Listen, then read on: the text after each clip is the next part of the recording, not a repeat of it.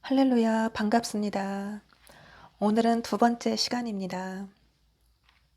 오늘은 제가 외톨이 인생이란 제목으로 말씀을 전달해 드리겠습니다. 주님께서 휘어진 저의 오른쪽 발가락을 보여주시면서 왜 발가락이 휘어졌는지, 제가 또 어떻게 태어났고 자랐는지를 간증을 또 하라 하시네요. 그래서 또 말씀을 전달해 드리겠습니다. 그리고 저조차도 까마득히 잊고 있었던 오래전의 일을 보여주시면서 그 이야기를 비유로 저의 삶과 연결시켜서 말씀을 여러분들께 전달하라고 하셨습니다. 말씀을 들으실 때는 집중을 잘 하셔서 핵심 포인트가 무엇인지, 또 교훈하시고자 하시는 것이 무엇인지를 스스로 깨달으시기를 바랍니다. 현재 지금 굴러가는 지구 자체가 콩가루라고 말씀을 하셨습니다. 그리고 하나님께서는 저의 집안을 콩가루 집안이라고 말씀을 하셨습니다. 저의 어머니는 약 12년 전에 돌아가시고 안 계시는데요. 어머니는 어린 나이에 시집을 일찍 가셨습니다. 그 당시에 일제시대에 위안부에 끌려가지 않으시기 위해서 시집을 일찍 가셨고 자식들을 둘을 낳으셨습니다. 그리고 남편을 잃으셨습니다. 두 번째 남편과의 사이에서 자식을 셋을 낳으시고 또 홀어머니가 되셨습니다. 세 번째, 저희 아버지를 만나셨는데 저희 아버지는 부잣집 8형제 중에 막내 아들이셨습니다. 어머니는 독립운동 하시는 외삼촌의 영향으로 가난하게 사셨습니다. 저희 아버지는 젊은 총각이셨고 같은 마을에 사셨던 저희 어머니의 미모에 반하셔서 10살 연상의, 또 그것도 자식 5 딸린 저희 어머니를 조건 없이 사랑하셨습니다. 그 시대에는 아주 시대를 초월한 사랑이셨습니다. 그 집안의 반대를 무릅쓰시고 아버지께서는 집안에서 내어 쫓김을 당하시면서까지 어머니를 선택을 하셨고 사랑을 하셨습니다. 그리고 두 분은 사랑 하나로 빈손으로 새 가정을 가지셨습니다. 그리고 저를 갖게 되셨습니다. 고생을 해보지도 않으셨고 일도 한번 해보지도 않으셨던 저희 아버지는 가난으로 인해서 현실에 부딪히게 되십니다. 그래서 어머니를 선택하신 것을 후회하게 되셨고 아버지는 부모 형제들에게 계속 도움을 요청해 보셨지만 거절당하시고 외면을 당하셨습니다. 형제들에게 심지어 얻어맞고 돌아오시기도 하셨습니다. 그렇게 되시면서 술만 드시면 어머니 때문에 인생이 망치셨다고 불평을 하시고 원망을 하시면서 어머니를 구타하시기 시작하셨습니다. 그래서 저는 어머니 뱃속에서부터 아버지에게 실컷 얻어맞으면서 자랐습니다. 그래서 그 영향으로 오른쪽 발가락이 휘었습니다. 그렇게 아버지의 발길에 채이면서도 제가 살아남게 되었습니다. 여동생도 하나 있었는데 동생도 그렇게 얻어맞아서 낳자마자 죽었습니다. 아버지께서는 나름대로 열심히 살아보시려고 노력하셨지만 힘이 부딪히게 되시면서 큰 언니와 큰 오빠 둘만 남기고 셋 자녀는 다른 집에 입양을 보내셨습니다. 제가 태어났어도 아버지께서는 한 번도 저를 품에 안아주지 않으셨습니다. 언니 오빠에게도 저는 이유 없이 미움덩어리였습니다. 어머니는 저보다는 언니와 오빠를 항상 마음에 두셨고 많이 사랑하셨어요. 부모님의 따뜻한 사랑, 형제 간의 따뜻한 사랑을 한 번도 경험하지 못하고 자랐습니다. 사랑을 많이 받은 사람이 사랑을 할 줄 안다고 교회에서 가르침을 받아왔는데 절대 그렇지 않습니다. 사랑을 많이 받은 사람들이 더 욕심도 많고 자기 중심적이고 더 바라고 항상 남과 비교합니다. 나중에 보면 제일 많이 사랑을 받은 사람들이 배신을 하는 것을 많이 보았습니다. 그리고 저에게 특이사항이 하나 있는데 돌 지난 다음부터 모든 일들을 기억한다는 점입니다. 어느새 큰 언니는 시집을 가고 집에 없었고 어느 날 어머니가 오빠에게 아기를 업으라고 저를 업으시라고 그렇게 하면 오빠가 저를 업고 제 엉덩이를 막 꼬집어서 무척 아팠던 기억이 납니다. 또 어느 날은 동네 아저씨가 아버지를 개울에 밀어 넣으시고 자전거를 번쩍 들어서 아버지한테 던지셨습니다. 어린 마음에 마음속으로 나쁜 놈 다리나 부러져라 했더니 정말로 다리가 부러져서 목발을 짚고 왔다 갔다 하시는 걸 보았습니다. 그리고 어느 날은 형부가 언니하고 다투고 오셔서 어머니한테 딸 교육 어떻게 시키셨냐 그렇게 말씀하시며 쇠 외양간 치우는 쇠스랑을 들고 어머니를 위협하시길래 마음속으로 나쁜 새끼 다리나 부러져라 했더니 정말로 또 다리가 부러져서 목발을 짚고 다니시는 것을 보았습니다. 그리고 또 두 번째까지는 제가 우연이라고 생각했는데 세 번째도 그런 일이 생겨서 누가 알고 저를 잡아갈까봐 무서워서 그때부터 저주를 하지 않았습니다. 제가 허약하게 태어나서 그런지 많이 울었습니다. 아버지께서는 회초리를 들고 오셔서 이놈의 지집에 더 울어봐라 하시며 막 때리셔서 제가 울다가 지쳐서 쓰러져 잠들곤 하였습니다. 어리광도 한번 부려보지 못하고 그렇게 홀로 자랐습니다. 오빠가 말썽을 부리기도 하면 아버지께서 오빠를 회초리로 종아리를 때리셨고 어린 저에게도 똑같이 회초리로 종아리를 살짝 때리셨어요. 오빠가 잘못하면 저도 맞고 제가 잘못하면 오빠도 같이 맞았습니다. 저희 집에 미루나무가 하나 있었는데 직접 회초리를 꺾어오라고 하셔서 저는 제일 가느다란 가지를 꺾어서 갖다 드렸는데 엄청 아팠습니다. 아버지는 편애를 하지 않으셨어요. 언니 오빠를 친자식처럼 대하셨습니다. 저에게는 이상하게 냉정하게 대하셔서 제가 혹시 주워온 자식인가 그런 의심도 했었습니다. 그래서 제가 말할 수 있을 때쯤에 궁금해서 물어보기도 했습니다. 그랬더니 웃으시면서 저를 다리 밑에서 주워오셨다고 하셔서 그 말씀이 진짜인 줄 알고 며칠을 울은 적도 있었습니다. 아버지께서는 점점 일을 안 하시고 어머니가 장사를 하시게 되셨습니다. 저희 어머니는 막걸리 장사를 하셨어요.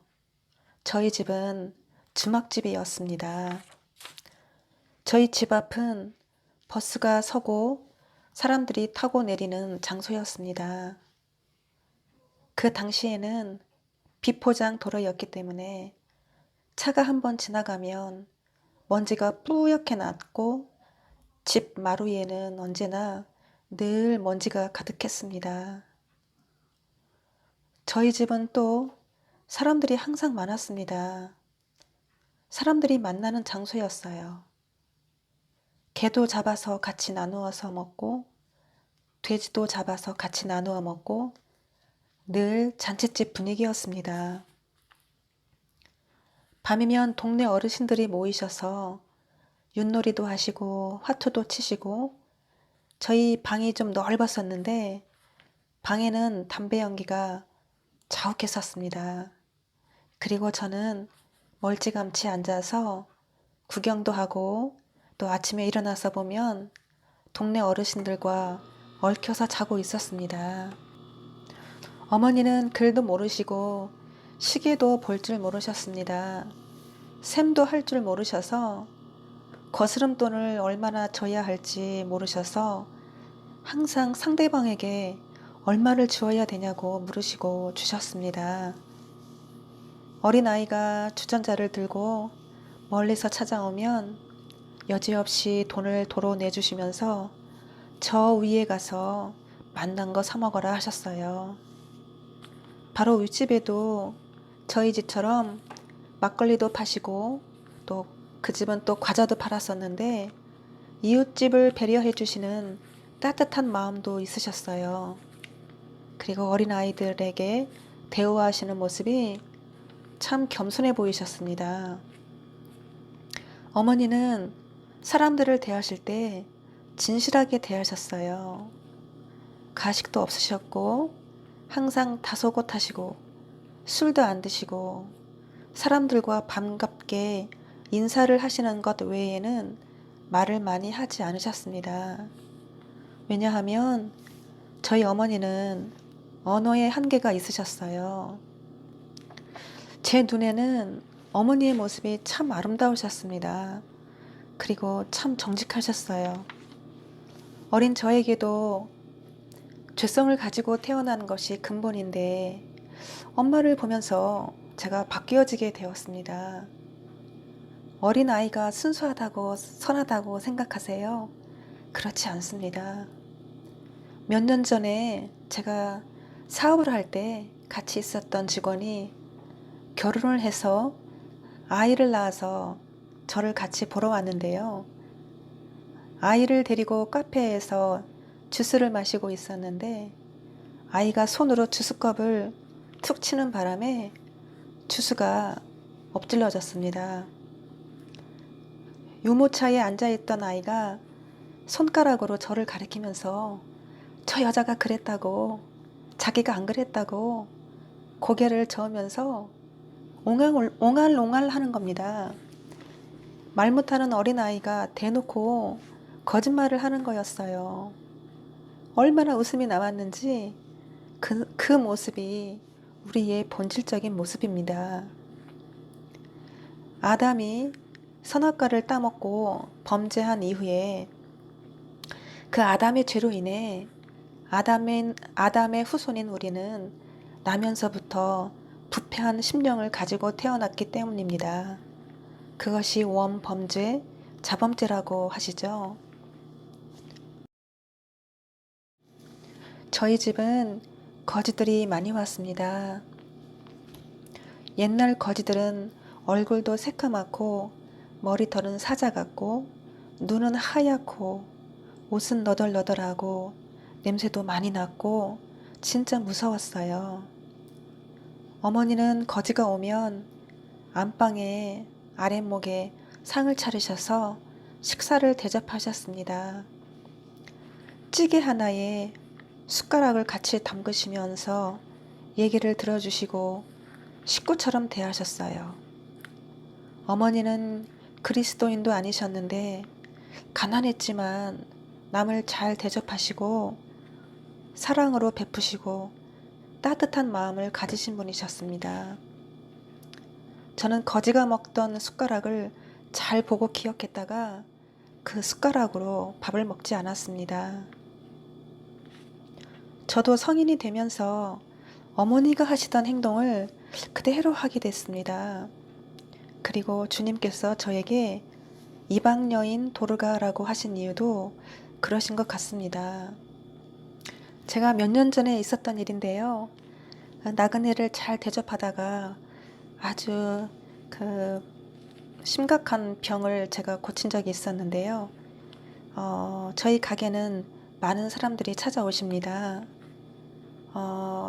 원인 모르게 목이 심하게 아프고 허리까지 통증이 생겨서 일하기도 힘들고 도저히 장사도 더 이상 못하겠다 싶었을 때쯤 가게에 영업사원이 한 분 찾아오셨습니다.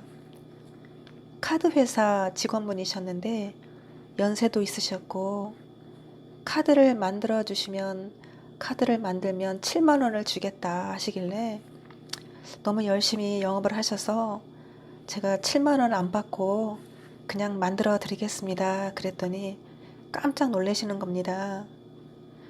계약서를 작성을 하는데 이름, 주소 써 내려가다가 가족이 있냐 해서 없다고 했더니 싱글이냐 해서 그렇다 했더니 어떤 남자가 좋으냐 그러시길래 신실한 믿음의 남자를 좋아한다고 말씀드렸습니다.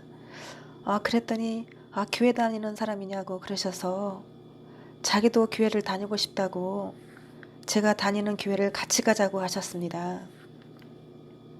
저는 항상 예배 드릴 때 제일 앞자리에 앉았었기 때문에 그분과 함께 제일 앞자리에서 예배를 드렸는데 이분이 예배를 드리고 나시고 나서 목이 아프다고 하시는 겁니다. 그래서 다음부터는 제일 앞자리에 앉지 않고 세 번째, 네 번째 칸 정도 되는 곳에서 예배를 드렸는데 그 후부터 목이 아프지 않았습니다. 감사하게도 그분 때문에 목이 아픈 원인을 알게 되었고 제가 열심히 말씀을 집중해서 듣느라 목이 꺾이는 줄도 모르고 쉬는 줄도 모르고 그렇게 지내왔던 것입니다. 사실 제가 목이 많이 아파서 기도했을 때 무지개를 보여주시면서 한 달 안에 치료가 될 것이라고 말씀을 해주셨어요. 그랬는데 그 시점에 이분을 만나게 되었던 것입니다. 아무튼 제가 많은 추억이 있는데요. 제가 또 어렸을 적 저의 집안은 소도 키웠고 고양이, 개, 토끼, 오리도 키웠습니다. 오리들을 물가로 데려가서 제 별명이 오리 엄마였습니다. 오리들이 어린 저를 잘 따라다녔어요. 그리고 저는 산에 가서 땔감 주워오는 것도 제 몫이었고 저희 집에 그 소가 한 마리 있었는데 소풀 베는 것도 저의 몫이었습니다. 어린아이가 낫을 들고 다니면서 풀을 베었어요. 처음에는 손을 몇 번 베었었는데 피가 철철 나도 아무렇지 않게 다녔고 점점 납치를 제가 아주 잘했습니다. 지난 9월 17일 날 주님께서 제가 소풀을 베는 장면을 보여주시더니 제가 낫을 들고 사람들을 향해 나아가는 모습을 보여주시면서 요한계시록에 낫을 들고 금 면류관을 쓰고 14만 4천과 같이 내려오는 사람이 저라고 말씀을 하셨습니다. 아무튼 저희 아버지는 인정사정 없으셨습니다. 참 잔인하셨어요. 가만히 있는 오리를 낫으로 목을 치셨고 목이 잘린 채 피를 쏟으면서 목 없이 막 걸어다니는 장면도 보았습니다. 어떤 날은 화가 나시면 오리를 들으셔서 패대기를 치셔서 죽이시기도 하셨어요. 그리고 아버지는 어머니를 자꾸 구타하셨습니다. 머리채도 잡으셨고 손에 잡히시는 것은 죄다 집어던지셔서 살림살이가 남아나질 않았습니다. 어머니 옆에 있다가 날아오는 그릇에 물건에 맞아서 제가 다치고 피도 많이 났었습니다. 어머니는 더불어 같이 싸우지 않으셨습니다. 그냥 울기만 하셨습니다. 그리고 그 다음 날은 언제 그랬냐듯이 밥을 준비하셔서 제일 먼저 아버지 밥을 푸시고 제일 좋은 것을 드렸어요. 밥을 안 드시면 잘 두셨다가 그 다음 날은 새로 밥을 지으셔서 제일 먼저 푸셔서 아버지 드리고 전날 아버지께서 안 드신 찬밥은 우리가 먹었습니다. 어머니는 아버지를 잘 섬기셨습니다. 누가 너희 엄마 뭐하니? 이렇게 물으면 술 장사요. 그렇게 자랑스럽게 얘기하곤 했었는데요. 사람들이 이상하게 저를 쳐다보는 겁니다. 그리고 비웃으시는 겁니다. 제가 동네 아이들에게 찾아가서 나랑 놀자 하면 아무도 놀아주지 않았습니다. 우리 엄마가 너랑 같이 놀지 말래. 장사꾼 딸이라고 나쁜 거 배운다고 너랑 놀지 말래. 그렇게 얘기했습니다. 저는 이해가 안 갔습니다.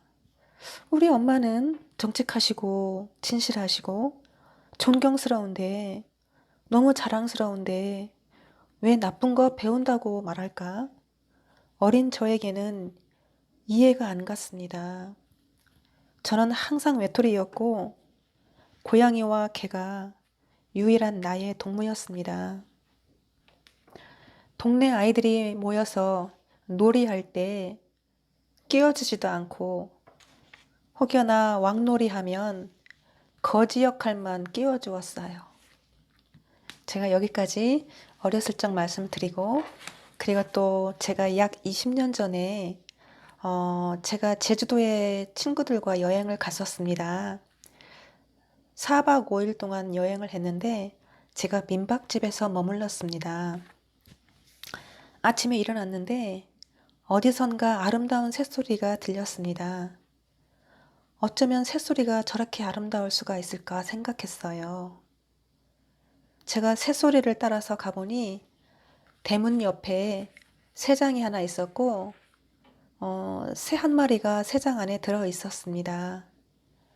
저도 그 당시 집에서 새를 여러 마리 키웠었는데 제가 키우는 새들과는 전혀 다른 새소리였고 보통 새들이 색깔도 예쁘고 모양도 화려한데 이 민박집 새는 참새처럼 그저 평범하고 모양도 없는 새였습니다.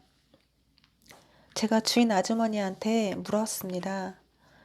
새소리가 너무 예쁜데 왜 한 마리만 있습니까? 보통 한 쌍을 같이 새장에 두지 않습니까? 한 마리만 왜 키우십니까? 라고 물었습니다. 주인 아주머니께서 대답하시기를 처음에는 한 쌍을 부부새를 같이 두셨는데 지들끼리 좋아서 울지도 않고 일부러 떼어놓았다고 하셨어요. 짝을 찾느라 짝을 부르느라 하루 종일 울어댄다고 아주머니께서는 새소리를 종일 들어서 좋다고 하셨어요. 그 이야기를 듣고 좀 슬프기도 했고 많은 생각을 하였습니다. 하나님께서 저를 태어나서부터 지금까지 외톨이로 살게 하셨습니다. 제 힘으로 사람을 의지하고 많이 만나보고 했는데 헛일이었습니다. 이상하게 꼭 일을 만드셔서 사람들과 떼어놓으셨어요. 저를 사람들과 섞이지 않게 하셨습니다. 제가 평생 고아처럼 살았습니다. 나중에 알게 되었는데 하나님께서는 저를 그 외로운 새처럼 하나님만 의지하고 찾고 부르고 기도하길 원하셨던 것 같습니다. 저에게 혼자 있을 때는 정말 몰랐는데 그것이 얼마나 보배로운 것인지를 이제서 알게 되었습니다. 작년에 저에게 해주신 말씀이 있으신데 저에게 주신 말씀입니다. 성화는 가족되기 원하지 않는다. 말세에 하나님 사랑이기도 하다. 택한 사람을 심히 기뻐하노라. 야곱 잊어본 적이 없다. 내 너를 잊어본 적이 없다. 다니엘은 뜻을 정하여 그렇게 살았고 어마어마한 사랑을 야곱에게 쏟아 부어 주신다. 모든 손이 하나님께서 선택하신 동방 야곱에게 하나님의 신을 부으셔서 하나님이 직접 하나님의 영으로 세상을 심판을 해야 한다. 그렇게 말씀을 주셨습니다. 하나님께서 비유를 주십니다. 어린아이가 작은 새 한 마리를 주물주물거리고 놀고 있습니다. 부모가 가만히 바라보고만 있습니다. 어린 생명을 귀하게 여길 줄 알게 해야 된다고 하십니다. 쌈채소 적근대 한 장을 보여주십니다. 보라, 하나님께서 손이 가지 않은 것이 하나도 없다고 말씀하십니다. 곤충들을 시골에서 가져오는 것입니다. 부모님의 잘못된 점을 내가 스스로 발견할 줄 알아야 합니다. 솔로몬의 지혜가 여기 있도다 하시며 잘못된 점들을 분별을 할 줄 알아야 한다고 말씀을 하십니다. 제가 경영하고 있는 업장은 쌈밥 전문 음식점입니다. 대부분 그리스도인들이 많이 오십니다. 기도를 하시고 드시면 금방 알 수 있기 때문입니다. 손님들에게 기본적으로 쌈채소를 푸짐하게 드립니다. 그런데도 드시다가 상추 몇 개, 깻잎 몇 개만 더 주세요. 이렇게 하십니다. 나중에 또 더 달라고 하십니다. 손님들이 식사하시면서 이것 주세요, 저것 주세요, 깻잎 더 주세요, 적근대 더 주세요. 끝이 없습니다. 저의 경험인데요. 음식을 절제하지 못하면 모든 삶에 절제가 안 됩니다. 음식을 먹으면서 하나님의 손길, 생명의 소중함, 나에게 오기까지의 수고와 가치를 생각해 본 적이 있으십니까? 나의 돈의 가치만 생각하지는 않으십니까? 쌀 한 톨 한 톨의 소중함, 물 한 방울의 소중함, 그것을 알아야 한다고 하십니다. 풍족해져서 하나님을 잃어버렸다 하셨어요. 하나님을 진심으로 사랑하게 되면 나 중심에서 벗어나게 됩니다. 풀 한 포기, 개미 한 마리, 돌 한 개, 소중하게 여기게 돼요. 이 세상에 존재하는 것들이 소중하지 않은 것이 하나도 없습니다. 사람들이 원하는 대로 다 해주다 보니 얼마나 힘든지 아세요? 음식점은 다른 업종의 사업보다 민감한 부분이 참 많았습니다. 어느 날 하나님께 제가 물었습니다. 저는 참 묻는 게 많아서 어느 날 주님이 저에게 다니엘이 얼마나 질문을 좋아하는지 몰라요 하셨네요. 하나님, 손님들이 원하는 대로 다 해주다 보니 몸도 힘들고 일도 많고 아무리 원하는 대로 해줘도 감사하지 않고 끝도 없고 당연하다고 생각하니 저 욕심들을 다 채워주다 보니까 내 마음에 때가 묻습니다. 마음이 기쁘지 않습니다. 제 생각은 이러이러한데 하나님 보시기에는 어떻게 생각하십니까? 그렇게 물었습니다. 주님이 저에게 내 말이 옳도다, 잘 보았다 하시며 비유를 주셨습니다. 나쁜 손님이 한번 들어오셨습니다. 이것 저것 더 달라, 저것 더 달라 계속 달라고 해서 계속 갖다 드렸습니다. 만족하지 못하시고 먹지도 않으면서 욕심 부리고 그릇만 계속 쌓아놓고 있는 겁니다. 그리고 악한 미소를 짓고 있었어요. 착한 손님이 들어왔습니다. 손님에게 음식을 갖다 주려고 하니 그 나쁜 손님을 다 갖다 줘서 음식이 바닥이 나서 갖다 줄 음식이 없는 장면입니다. 그 후에 제가 마음을 굳게 먹고 메뉴판을 고치고 남들과 다르게 영업을 하였습니다. 저희 가게는 손님들이 원하는 대로 해드리면 종일 줄 섭니다. 저는 제 마음에 때가 묻지 않게 하기 위해서 노력을 많이 했습니다. 왜냐하면 체험적인 삶을 살기 위해서 제가 노력을 했어요. 그리고 비유를 주십니다. 초등학생 한 명과 부모님과 같이 손님으로 오셨습니다. 초등학생 아이가 저를 불렀습니다. 밥에서 머리카락이 하나 나왔다며 깎아주세요. 그렇게 말을 하는 장면입니다. 밥을 바꿔주고 죄송하다고 사과하였습니다. 그 아이의 부모가 계산하시면서 저에게 명령하듯이 깎아달라고 하십니다. 제가 너무 명령적이셔서 안 깎아드렸더니 구청에 바로 신고를 하셨습니다.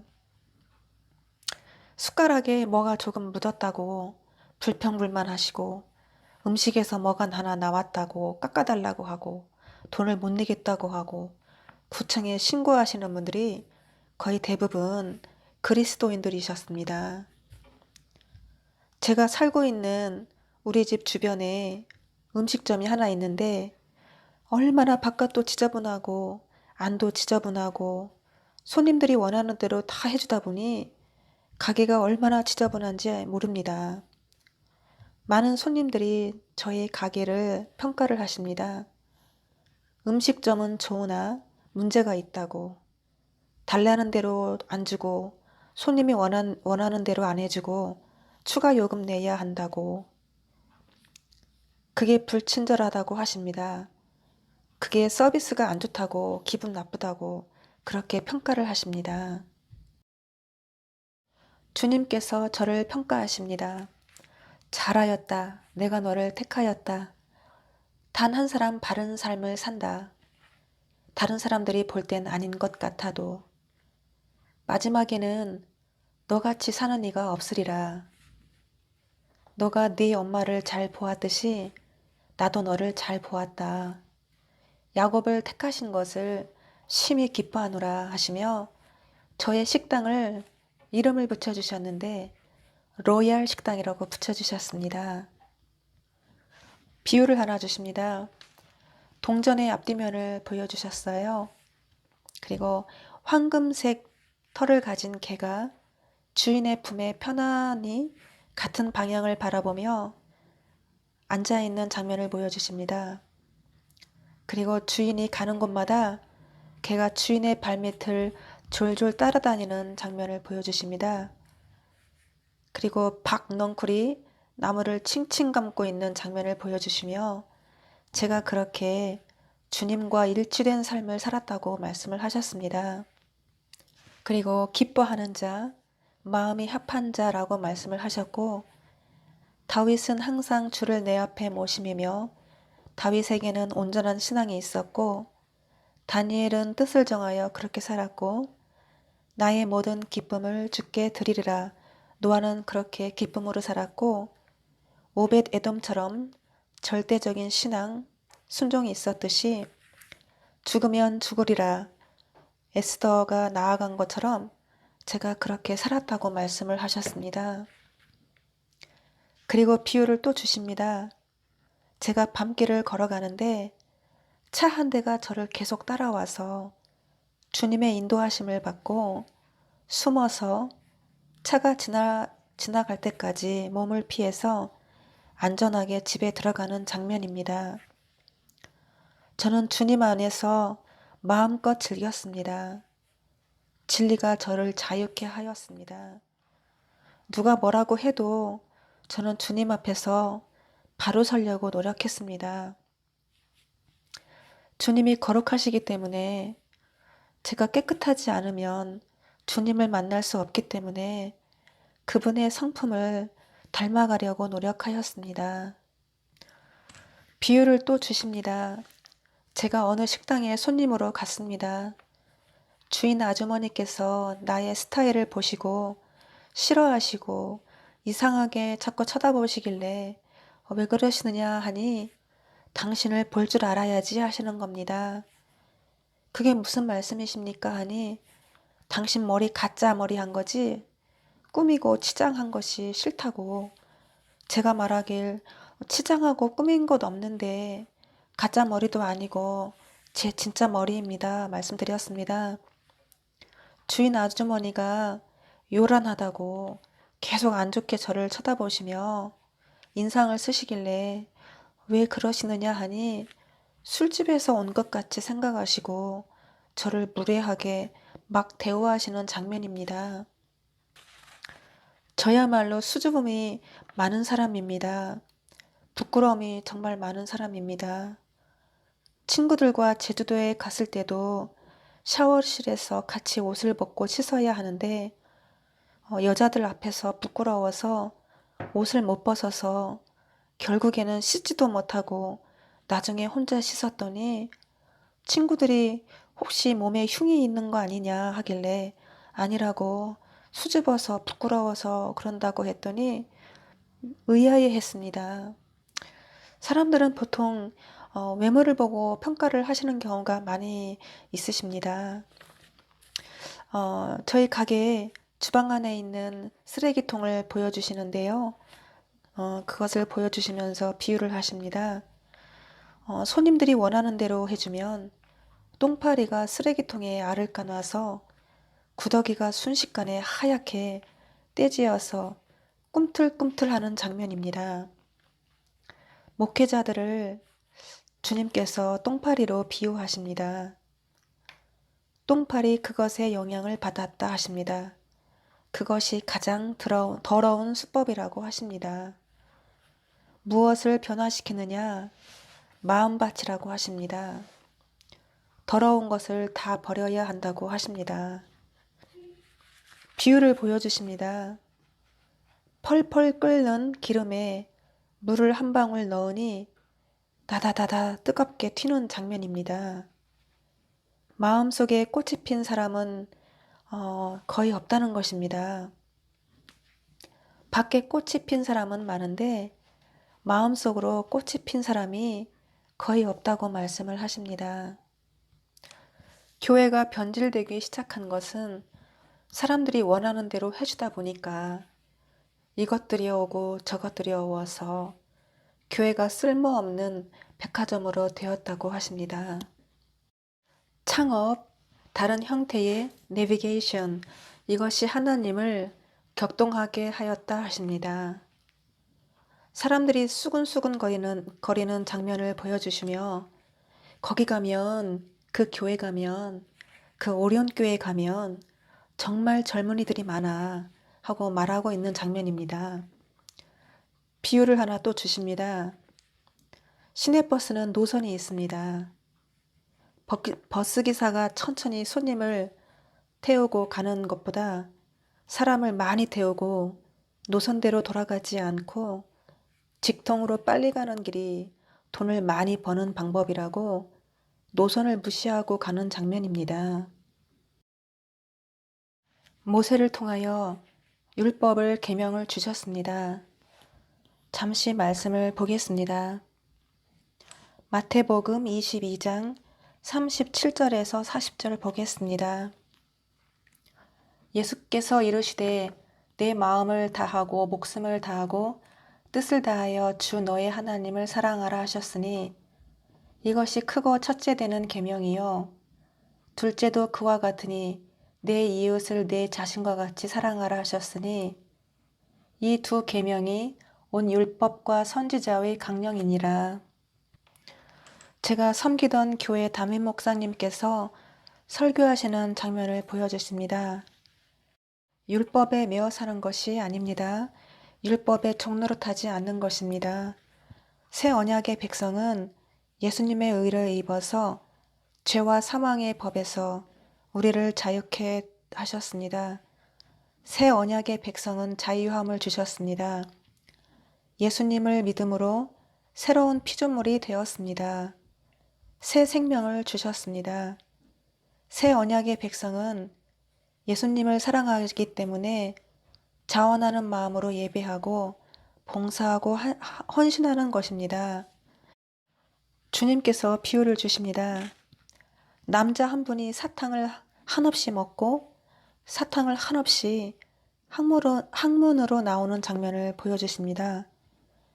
그리고 하신 말씀, 자유, 방종, 모셔 프리, 모셔 제사장, 너희가 뱀을 뱉어서 나에게 던지는구나. 날마다 너의 몫은 사람들을 속이는 것이다 라고 말씀을 하셨고 또 아답과 아비후가 죽는 것에 대해서 말씀을 해주셨습니다. 자유함은 진리 안에서입니다. 하나님을 사랑하게 되면 계명을 지키게 됩니다. 형식적으로 지키는 것이 아니라 진심으로 지키게 됩니다. 그리고 매일매일 예배의 삶을 살게 됩니다. 저는 인터넷도 안 하고 TV도 보지 않습니다. 항상 말씀만 묵상합니다. 그래서 저에게 하신 말씀, 내 딸이 여호와로 하여금 즐거워하며 밤낮 하나님 말씀을 묵상하는도다 하십니다. 비유로 주십니다. 손님이 가게에 5명이 들어오셨습니다. 피자를 한 판 들고 오십니다. 양해를 구하지 않고 피자를 펼쳐놓고 드시면서 음식을 3인분만 주문하시는 겁니다. 2분은 피자를 드시겠다고 하십니다. 제가 얘기합니다. 피자를 드셔도 좋지만 2인분 식사를 더 주문을 하신 다음에 드세요 합니다. 그런 게 어디 있냐? 기분 나쁘다고 나가십니다. 누구의 과실입니까? 주님이 말씀하십니다. 손님 과실이 100이라고 하십니다. 저의 영업장에 규율을 만들었습니다. 그것을 지켜주시는 손님은 나의 손님이 되시는 것이고 못 지키시면 못 오시게 됩니다. 즉 하나님께서 주신 하나님의 법, 율법, 계명, 성령이 주시는 말씀을 못 지키시면 하나님 나라에 못 들어가신다고 하십니다. 우상을 섬기면 나 중심이 됩니다. 하나님을 사랑해야 하는데 나를 사랑하기 때문에 하나님보다 돈, 명예, 부, 자식, 남편, 아내, 그리고 하나님보다 다른 것을 더 사랑하게 되면 합당하지 않다고 성경 말씀에도 있습니다. 마태복음 10장 30절 보시면 아버지나 어머니를 나보다 더 사랑하는 자는 내게 합당하지 아니하고 아들이나 딸을 나보다 더 사랑하는 자는 내게 합당하지 아니하며 우상을 섬기면 율법이 하나님의 계명이 다 깨집니다. 하나님께서 말씀하셨습니다. 이 전쟁과 심판의 목적은 모세의 율법을 깨뜨려서라고 말씀을 하셨습니다. 네, 또 비유로 주십니다. 오이 2개를 제가 주방에서 어슷어슷 써는 장면을 보여주십니다. 그게 무슨 뜻입니까? 말씀을 드리니 5 많은 사람 2사람이라고 말씀을 하십니다. 그리고 돼지 새끼 3마리를 잔인하게 죽이는 장면을 보여주십니다. 그리고 오리 3마리를 후라이팬에 올려놓고 요리하는 장면을 보여주십니다. 그리고 개구리하고 벌레 1마리를 입에다 넣고 아작아작 씹어먹는 장면을 보여주십니다.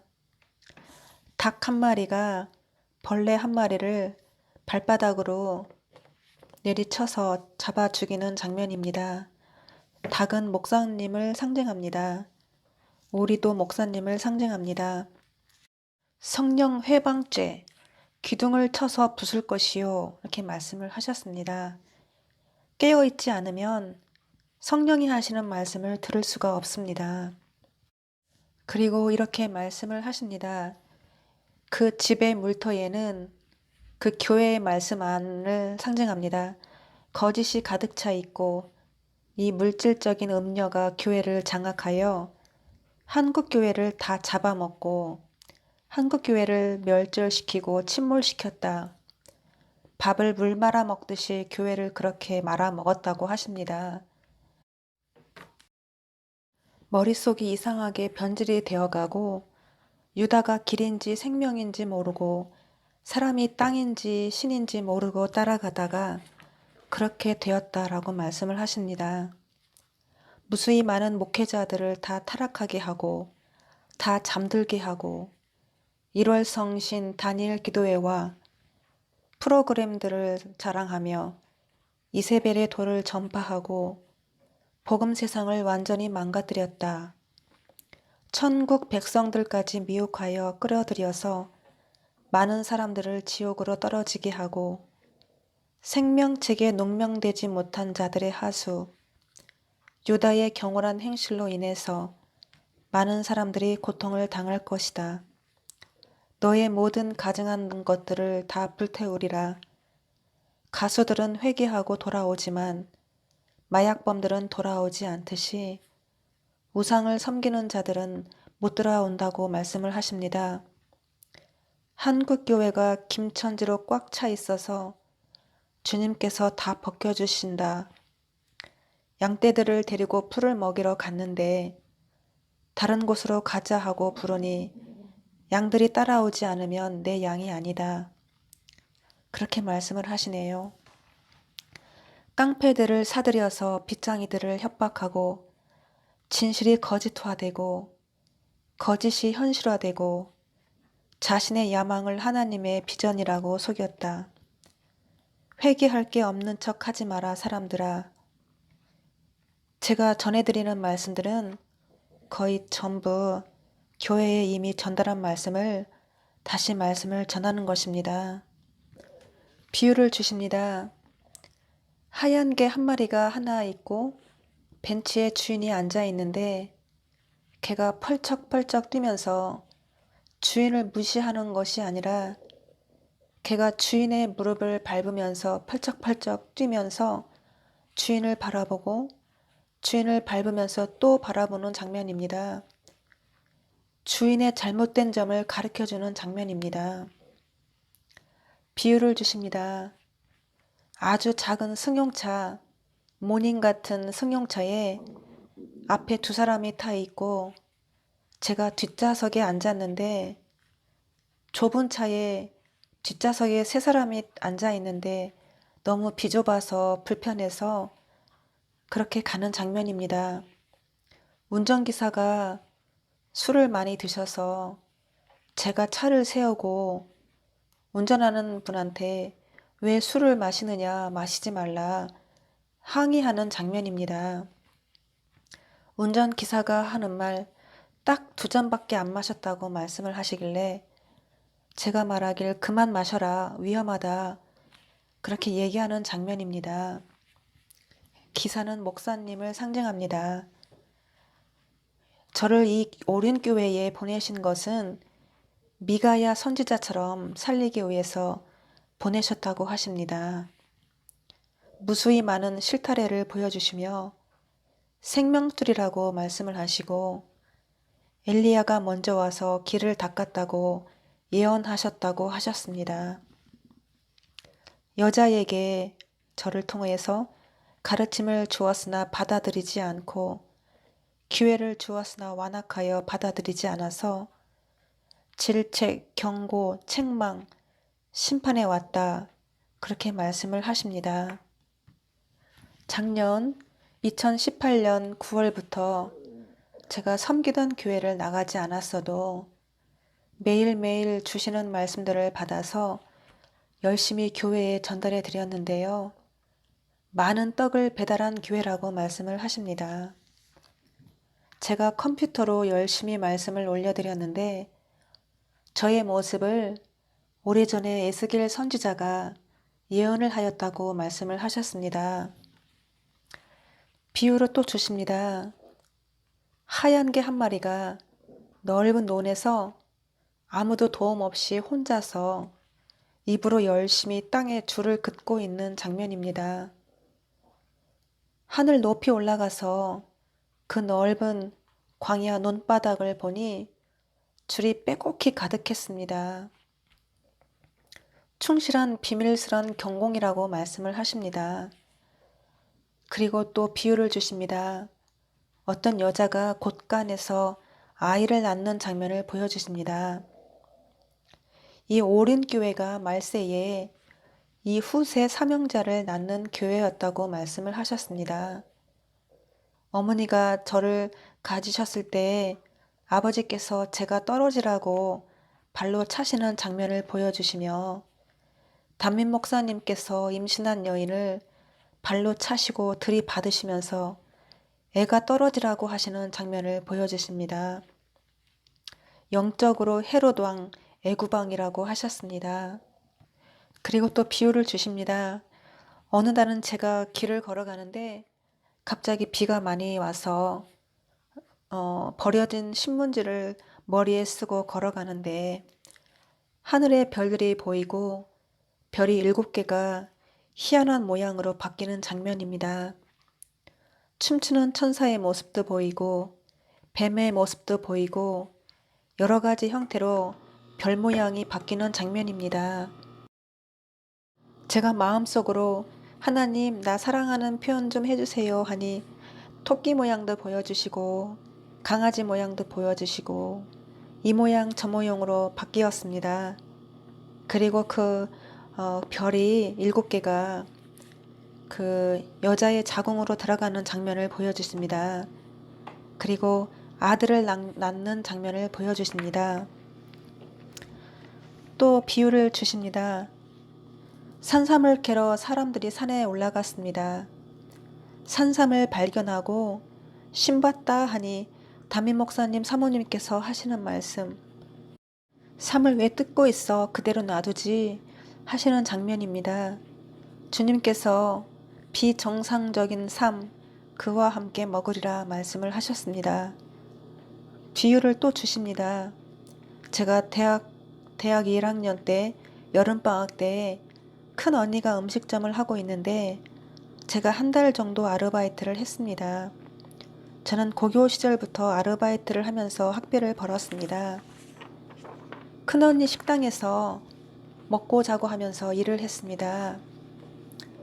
조카가 하나 있는데 조카가 제 나이보다 3살이 어렸어요. 어느 날은 조카와 언니가 말다툼을 하고 나서 화가 나서 조카가 엄마를 욕을 하길래 제가 말하기를 엄마를 욕하면 안 된다. 엄마를 무시하면 안 된다. 엄마를 공경할 줄 알아야 한다. 그렇게 말하는 장면입니다. 조카가 이모가 뭔데 그렇게 얘기하냐고 해서 이모니까 말할 수 있는 것이다 라고 말하는 장면입니다. 언니가 막 들어오더니 너는 왜 내 딸한테 뭐라고 하느냐 말하는 장면입니다.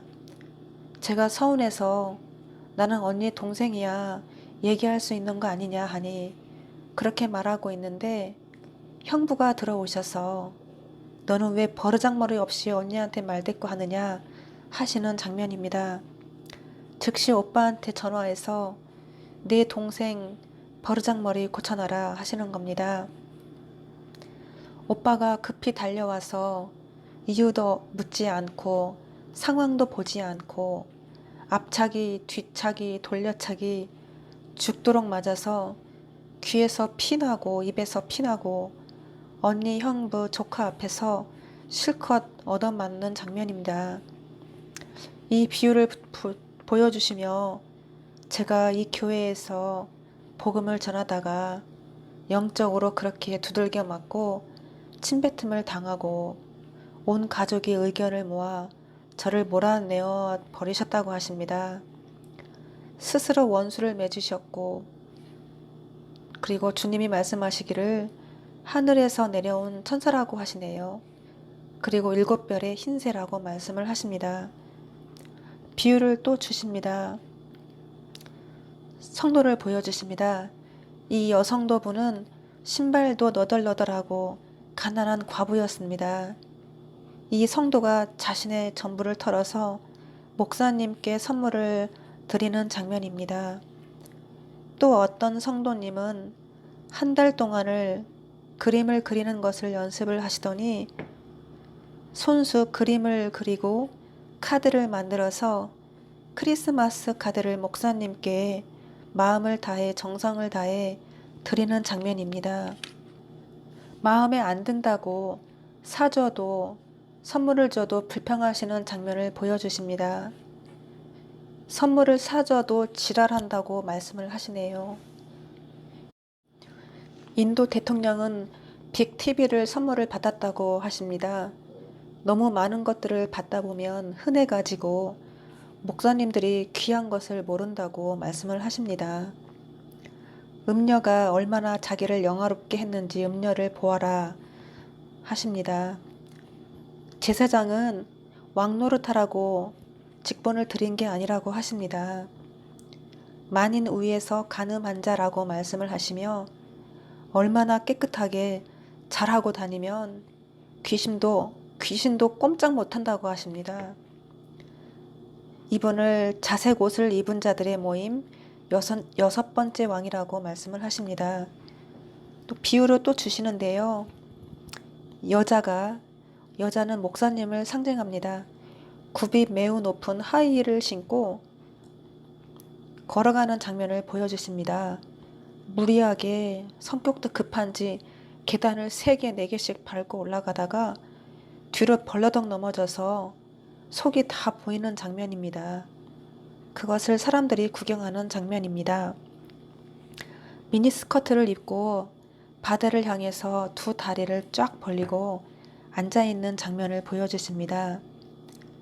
미꾸라지 한 마리가 온 땅을 흙탕물을 일으키는 장면을 보여주시고 거대한 악어 한 마리를 잡아서 입과 몸통을 밧줄로 꽁꽁 묶어서 어깨에 메고 물속에서 질질 끌고 나오는 장면을 보여주십니다.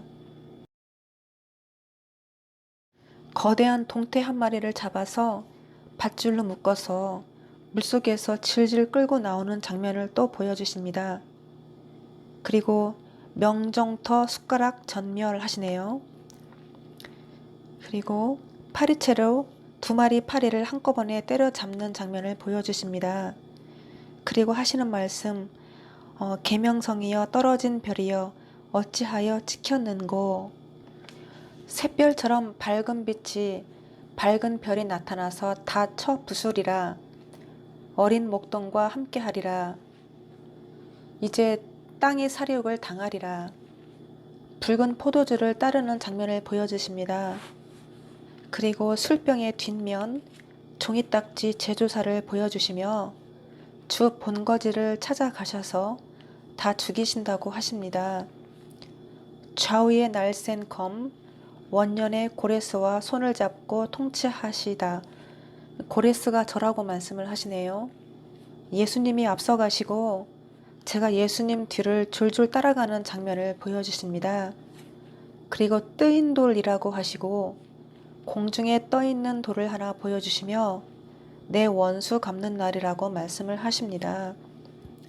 비유를 주시는데 물을 한 솥 끓이는데 철사뭉치 2개를 솥에 넣고 끓이니 아무리 끓여도 안 녹아서 철사뭉치를 꺼내어서 빻아서 가루로 만드는 장면을 보여주십니다. 그리고 칼을 가는 장면을 보여주시며 여자가 입에다가 여러 개의 칼을 물고 걸어가는 모습을 보여주십니다. 그 무시가 날카로워져서 저를 갈고 닦은 화살로 만드셨다고 하십니다. 그리고 하시는 말씀, 똥만도 못한 나의 백성들아, 음녀는 음녀의 땅은 황무지가 될 것이요 그 사람들은 다 갚아주실 것이라 하시네요. 기나긴 용과의 싸움이라고 말씀을 하시며 미가엘 천사장을 보내주세요 했더니 네 얼굴에 있다 말씀을 하십니다. 그리고 흙으로 성을 쌓는 장면을 보여주시면서 6889 여리고성이 무너진다. 6889가 무슨 뜻입니까? 여쭈니 6가지 재앙을 팔아서 갚다라고 하시네요. 그리고 바벨론이 습격을 당한다. 예루살렘 청소 시작이라고 말씀하시며 라면 멕시코 불길 시작이라고 하시네요. 멕시코는 혼합주의 상징을 합니다. 그리고 버스가 터널을 들어가더니 화염이 나고 폭발하는 장면을 보여주십니다. 그리고 애굽 오리, 황제 오리를 침몰시킨다고 말씀을 하십니다. 애굽 오리가 무슨 뜻이냐고 여쭈니 변질되고 타락한 목사라고 하시네요. 발로 밟으셔서 석회와 같이 만드신다고 말씀을 하십니다. 저 뱀을 완전히 쳐 부수기까지는 시간이 걸린다고 하십니다. 정말 무서운 재앙들이 기다리고 있다고 하십니다. 약 6개월 동안 심판을 하신다고 하시는데요. 심판에 대한 전달사자, 한국이 전하는 심판에 대한 전달사자라고 하십니다. 그리고 저에게 내가 너를 인도할 것이다. 나는 정의요 공의요 다림줄이라. 저 나무들은 다 베어서 버릴 것이요 내가 지면을 다 싹 쓸어 버리리라. 직급이 높을수록 짓밟힌다고 하십니다. 또 비유로 주십니다. 고양이가 얼룩말 무늬를 하고 있는 장면을 보여주십니다. 또 코끼리를 보여주십니다. 무슨 뜻입니까? 여쭈니 거짓말을 잘하는 사람이라고 하십니다. 말을 잘하는 사람들을 주의해야 합니다. 하나님께서 이렇게 말씀하셨습니다. 이 목회자님께 사람들이 좋아하는 대로 살려다 보니 동물원의 동물들이 얼마나 자유롭지 못하고 불쌍한지 느티나무에 홀로 외롭게 서 있는 나, 시대에 맞지 않는 이상한 옷을 입고 사람들이 이상하게 쳐다보는 나, 초코파이 1개를 주면서 한 입만 베어 먹으라고 했더니 다 먹는 나, 나는 무서워 죽겠는데 사람들이 나를 들어 올려서 들고 다니고 본인은 무서운데 사람들이 높이 받들어서 들고 다니는 나, 아이스 스케이트를 아주 잘 타는 사람한테 찾아가서 배워오라고 했더니 배울 게 많은데 자존심 상해서 못 찾아가고 차라리 거기 가서 배우는 것보다 나 혼자 연습하는 것이 낫다며 혼자서 이리 받고 저리 받고 하면서 연습하는 나, 개가 된 것을 간증하다. 이렇게 말씀하셨습니다. 바알신을 섬기게 되면 개가 된다고 하십니다. 하나님의 뜻을 이루려고 하는 사람이 있고 본인의 뜻을 이루려고 하는 사람이 있다고 하십니다. 지도자를 잘 만나야 합니다. 교회와 담임 목사님 구별해서 잘 만나야 합니다. 목사가 스스로 변질되어 가는 것도 모르고 불쌍한 사람들이 많다고 하십니다. 비유를 또 주십니다. 무슨 들짐승인데 삭 같기도 하고 고양이 같기도 하고, 근데 이 싸나운 짐승이 네 다리가 잘린 채 밧줄에 꽁꽁 묶여서 박물관 전시장 같은 곳에 전시되어 있는 장면입니다. 보통 짐승들은 사람 손에 닿지 않는 곳에 보이지 않는 은밀한 장소에 새끼를 낳고 키우는데 이 짐승은 희한하게 사람들이 많이 지나다니는 도로가 보도블럭에 새끼를 낳고 또 낳고 책임도 못 지면서 무수히 많은 새끼들을 낳아 놓아서 지나가는 사람들이 구경하고 만지고 발에 밟혀 죽고 차에 또 밟혀 죽는 장면입니다. 사람들에게 칭찬받는 것이 성공이 아니라 하나님께 칭찬받는 것이 진짜 성공이라고 하십니다. 하나님께서 다시 말씀하십니다. 사람들 앞에서의 성공이 아니라 하나님 앞에서의 성공, 그것이 진짜 성공이다 라고 말씀을 하십니다. 별은 낮에 빛나지 않습니다. 어두운 밤에 빛이 난다고 말씀을 하시네요. 예수님께서도 그 마태복음, 마가복음에 잎이 무성한 무화과 나무를 비유하셨죠. 평안하다, 안심하다 그렇게 얘기할 때가 위험하다고 하시면서 머리가 꼬리가 된다고 하십니다. 너와 내가 살리라. 그것은 대표성의 원리라. 홍수가 나서 물 터지듯이 준비 없이 시작이 된다고 하십니다.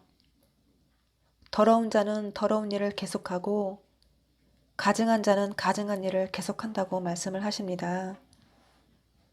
하나님을 사랑하기 때문에 왜 죽이냐고 사람을, 하나님은 사랑이시기 때문에 심판하시는 분이 아니라고 그렇게 말씀하시는 트럼프 대통령을 보여주시면서 가짜 그리스도인이라고 말씀을 하십니다. 제가 콩밥을 좋아해서 콩밥을 매일 먹다 보니 비유로 콩밥을 보여주시면서 콩은 핵심이기 때문에 핵심 포인트를 잘 모르는 사람들이 많다고. 나에게 가장 중요한 것은 올바른 믿음이라고 하십니다. 하나님께 관심을 가져라. 관심을 가져야 산다. 비유 또 보여주십니다. 부동산에 집을 보러 갔습니다. 집도 안 보여주고 집이 좋다고 너무 좋은 말만 해주고 갖은 아양을 떨고 중개인이 계약을 하라고 합니다. 그래도 살 집을 봐야 되는 거 아니냐 하니 공사 중이라서 안은 못 보여주고 겉만 보여준다고 합니다. 그리고 계약을 하라고 합니다. 건축주와 통화를 했더니 왜 사람을 못 믿느냐? 믿음이 없어서 그런다고. 믿으라고. 중개인도 왜 사람을 못 믿냐고 믿으라고. 갖은 좋은 말만 해주고 계약을 하라고 해서 계약을 했는데 나중에 알고 보니까 사기를 당한 겁니다. 사람들한테 말을 들으면 위험하다고 하십니다. 속지 말고 진리의 말씀을 잘 구별해서 들어야 한다고 하십니다. 사람들한테 물어보지 않는 것이 지혜라고 말씀을 하십니다. 스스로 깨달음을 가져야 한다고 말씀을 하십니다. 성령이 각 교회들에게 하시는 말씀을 제가 열심히 전달을 해드렸는데 비유로 보여주시면서 이쪽 문을 열고 들어가도 사람들이 잠을 자고 있고 저쪽 문을 열고 들어가도 사람들이 다 자고 있는 장면을 보여주십니다. 대부분 남자 목사님들에게 전화를 해서 찾아갔었는데 만나서 말씀을 전해드리면 남자 목사님들께서 사모님과 상의하시는 바람에 제함을 받으셨습니다. 이분 중에 14만 4천에 포함된 분도 계셨는데 말씀을 안 들으셔서 제함을 받으셨어요. 또 하나님 나라는 가족이 함께 갈 수 있는 곳이 아닙니다. 부부일지라도 상의할 게 있고 상의하지 말아야 할 것이 있습니다. 사람에게 상의하는 것이 가장 어리석은 일이라고 말씀을 하십니다. 잠깐 말씀을 보겠습니다. 마가복음 10장 29절에서 31절 보시겠습니다.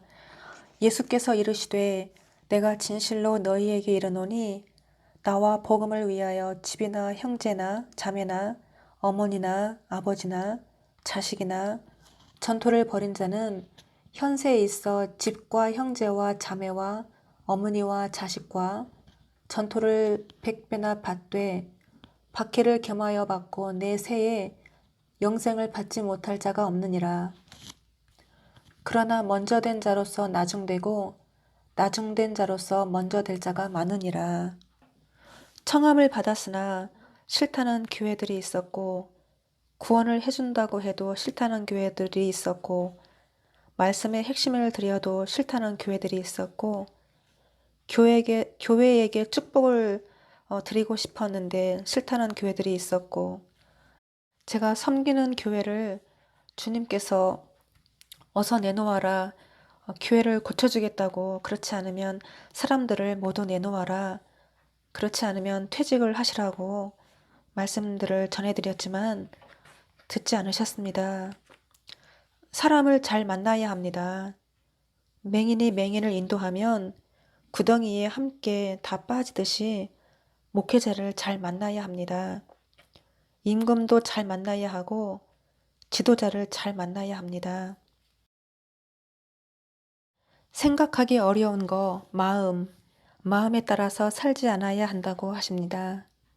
그리고 이렇게 말씀을 하십니다. 너희는 먼저 그 나라의 의와 뜻을 구하라. 사람들아, 여인이 헌금한 봉투 넣을 때 손을 보아라. 얼마나 아름다운가. 하나님께 전부를 드려야 한다. 기쁨으로 드리는 자가 있고 드리고 싶지 않은데 억지로 드리는 자가 있다. 솔로몬은 가장 귀한 것을 드렸고 태워야 들어간다. 예배는 하나님을 의식하고 드려야 한다. 영과 진리로 예배해야 한다. 오빌의 순금 같은 형제들이 곧 나올 것이다. 비유를 들어서 말씀을 전해도 이해를 하는 사람들이 있고 이해를 못하는 사람들이 있다고 하십니다. 물가는 가지만 물을 마시지 못하듯이 첫 번째와 라스트, 저희 집은 된장 청국장이 나오는 집인데요. 제가 가게 안에 있을 때는 청국장 냄새가 안 나는데 밖에 나갔다 안에 들어오면 청국장 냄새가 많이 납니다. 그렇게 냄새 나듯이 저에게 인침을 받아라 하시네요. 말씀을 잘 지키는 자들에게 두 증인은 거울이라. 출애굽 1세대는 가나안 땅으로 들어가지 못했습니다. 여호수아와 갈렙만 들어갔습니다. 하나님 말씀을 지키지 않았기 때문입니다. 거룩한 씨를 동방에서 키운다고 하십니다. 해돋는 대로 올라와서 떡과 수분이 있는 여자를 찾아라 하십니다. 작은 책을 꿀같이 먹고 다시 예언하는 여자가 있다고 하시며 아무도 못하지만 북두칠성은 할 수 있느니라. 새벽 강아지를 따라가라. 다른 사람들은 다 알아보고 동방야곱이라고 부르더라. 12지파를 사도를 모으는 동방야곱, 살아계시는 하나님의 대변자 역할, 저 여인이 모든 예수님의 일을 할 것이다. 그리고 털이 깎이지 않아서 푸들강아지 눈이 털에 덮여있는 모습을 보여주시며 하나님의 뜻을 아는 것이 마음을 크게 먹어야 넓게 바라보고 높이 바라보라고 하십니다. 거물들은 잘나서 듣지 않고 작은 것들은 미련하여 그릇이 작아서 듣지 않고 들을지어다 내 말을 듣지 않는 자들은 다 죽을 것이다. 천국 복음이 가까이 있느니라. 빛이 나지 않고 드러내지 않고 의를 행하는 자, 의를 입은 자, 처음과 같이 아름다운 자, 한 줄기 빛으로 이방의 빛이 된 수냄 여인, 동방의 꽃, 이스라엘 대표자 선누라. 무수히 많은 종들이 시험을 당할 것이며 보라 내가 새 일을 시작하리니 바리새인 누룩들을 다 심판하신다. 하나님께서 받으시는 교회가 있고 안 받으시는 교회가 있다. 모든 자는 시험을 통과할 것이요 지날 것이요 모든 자는 지나갈 것이요 통과할 것이요 좁은 문을 열어 놓았으니 나에게 올 자가 아무도 없느니라. 종교인은 많은데 들어올 자가 아무도 없다고 하십니다. 위생면에서 문제가 있다고 합니다. 비유를 주시는데요. 양치를 하는데 치약을 안 묻히고 양치를 하는 장면을 보여주십니다. 그리고 저에게 말씀을 하십니다. 다니엘아 너는 고하여 외쳐라. 예언을 할 때에 어떠한 방해도 받지 않으리라. 이것은 나를 위하여 반드시 이루리라. 그게 나인 줄 모르느냐. 보탬을 통하여 일반 하얀 승용차 한 대를 보여주시고 그 일반 승용차에 위에 캡을 올려놓으니 영업용 택시가 되는 장면을 보여주십니다. 그리고 공산당 반대운동은 실패, 문재인이 나라를 다 팔아먹고 북방을 부른다라고 말씀을 하시네요. 깡패는 깡패 소굴에 놓고 보호받을 사람들은 보호하시고 시대를 볼 줄 알아야 독수리가 다른 곳으로 업고 다른 곳으로 날아가는지라 말씀을 하십니다. 가장 정직한 새, 지렁이 같은 야곱을 만나서 이 지렁이가 무슨 뜻이냐고 여쭈니 힘이 없고 연약한 자를 상징한다고 하시네요. 솔로몬이 하나님 말씀을 들은 것처럼 여 선지자 에레미야 선누라. 한국 교회는 찌그러진다. 혓바닥이 안철수의 큰 무기, 간증의 밤에 다 쳐 죽인다. 아주 높은 산에 나무 한 그루를 보여주시고 정상에서 엘리야가 노래를 부른다고 말씀을 하시네요. 한반도 지도를 보여주시며 남과 북 경계선 중앙쪽을 보여주시고 태풍의 경고가 있느니라 하시고 다듬이 소리를 들려주십니다. 그리고 암호가 동태찜이라고 하십니다. 예, 동태, 명태, 생태, 명종터, 예, 제가 섬기던 교회를 상징합니다. 집중적으로 이 교회에 재앙을 내리신다고 하십니다. 보라, 그날이 가까워졌음이라. 방망이로 막 쳐 부수어뜨리는 장면을 보여주시고, 스스로 나는 피를 흘린다. 죄는 나의 동생, 나의 조국 만세. 사탄을 죽여라. 하나님께서 시키시는 대로 때리고 또 때린다. 동방의 독수리 금지 오겹한테 죽는다. 제가 5번, 6번 정도 말씀을 전달해 드리는데요. 약 5개월 정도, 길면 6개월 정도 집중적으로 이 교회를 재앙을 내리신다고 하십니다. 너희를 다 부끄럽게 하려고, 잘못 내어나게 하고, 잘못된 길을 가게 하고, 그를 수치스럽게 하려고 그렇게 하였다. 잠들게 하시고 그들을 부끄럽게 하시려고 그렇게 하셨다. 촛불과 이유, 바벨의 목적, 심부름을 받고 그것들을 죽이더라. 멸망에 가증한 것들을 다 못 버려서 죽는다. 이마에 짐승의 표를 찍었나니 하나님께서 사랑하시는 자에게는 한없이 사랑하시고 새긴 우상, 거리의 사람과 미운 자들에게는 연기를 하수와 같이 부어주신다. 영적 기료가 스바냐서의 삶을 가다 에서의 축복이 되었다. 역사 가운데 가장 중요한 것은 나 자신을 아는 것이다. 이렇게 말씀을 하십니다. 무지개를 보여주시며 무지개로 덮으시고 이렇게 말씀을 하십니다. 앞으로 보라 탄탄대로이다. 경부고속도로라고 말씀을 하시며 그 글씨 위에 동그라미를 치시는 장면을 보여주시네요. 그리고 처음과 같이 얘기하는 자, 교회를 위해서 얘기하는 자, 생명의 말씀을 주어도 받아들이는 자가 없다고 하십니다. 말씀을 기본적으로 들은 사람들은 깨달을 것이고 그런 말씀을 듣지 않은 사람들은 전혀 모를 거라고 하시며 사람들을 왼편과 우편으로 가르시는 장면을 보여주셨습니다. 요한계시록에 의한 움직임이라고 말씀을 하셨고 계시록 말씀대로 청황색 말의 움직임이 시작이 되었습니다.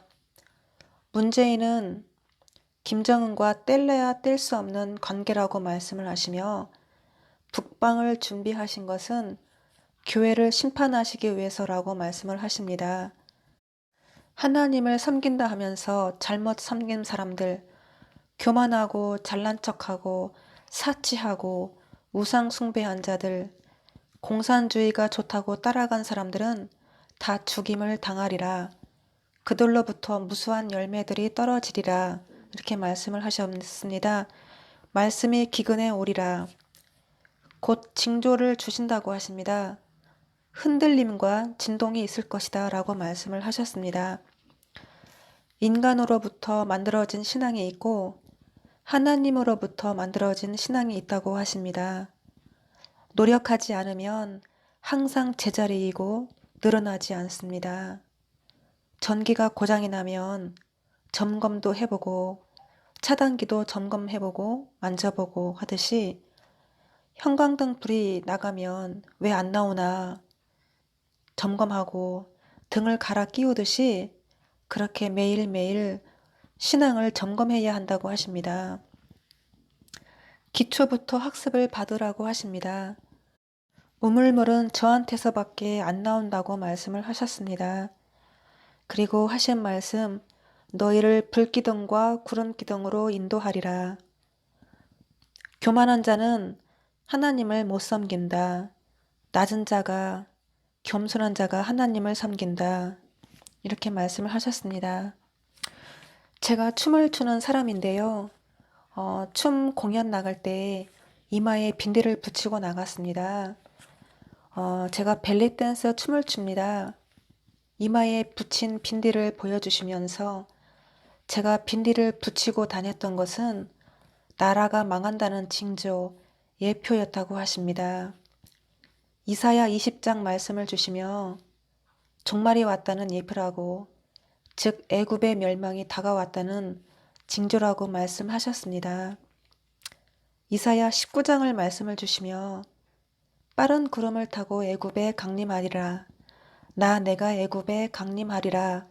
여러 번 말씀을 주시길래 제가 정말로 예수님 구름 타시고 오시는 거예요? 그렇게 물었더니 말씀을 이끄는 사명자라고 말씀하셨습니다. 그리고 눈이 왔을 때는 차가 체인을 감고 가고 눈이 안 왔을 때는 체인을 감지 않고 가듯이 하나님께서는 계획을 몇 개월, 몇 년 미루시기도 하신다고 하십니다. 오늘은 여기까지 말씀을 전해드리고 마치겠습니다. 감사합니다.